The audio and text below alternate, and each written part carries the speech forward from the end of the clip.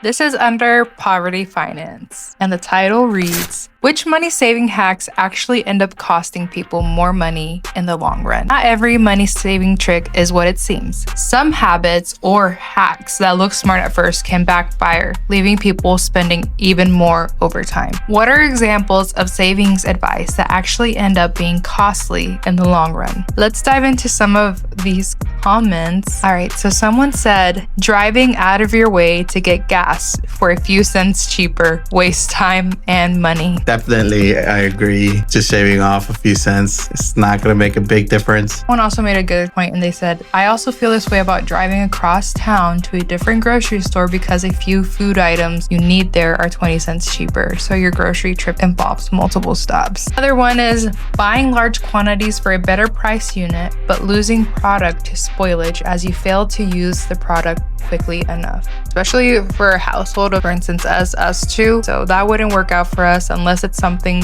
that's not going to go bad. Someone said the worst time to die is after you have purchased in bulk. Someone said getting the wrong car insurance.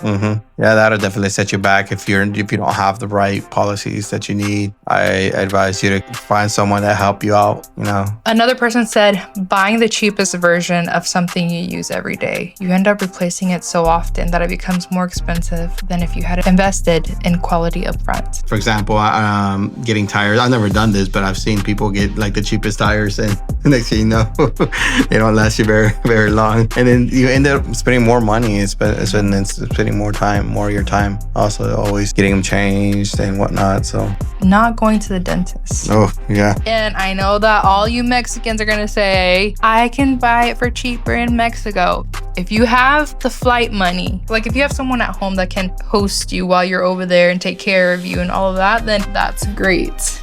Right. But like someone who perhaps needs to first get their passport, then they have to save up for the flight, then they have to find a good doctor, and then after that find a place to stay and perhaps rent a car. Everything adds up. So the surgeries in Mexico are a lot cheaper, but also like if you're not able to have all these things available to you already over there, then I don't know, you kind of have to do a cost analysis. Yeah, exactly. But I will say there are some cases where you do need it, like if you need to have a certain surgery that is just way too expensive and you just can't make the ends meet. And also like maybe if someone that lives in Texas or lives in California, it might be easier for them to, hey, let me just go down to Tijuana and get this procedure. But someone that's out here on the East Coast might not make sense unless the procedure that you need is just extremely expensive.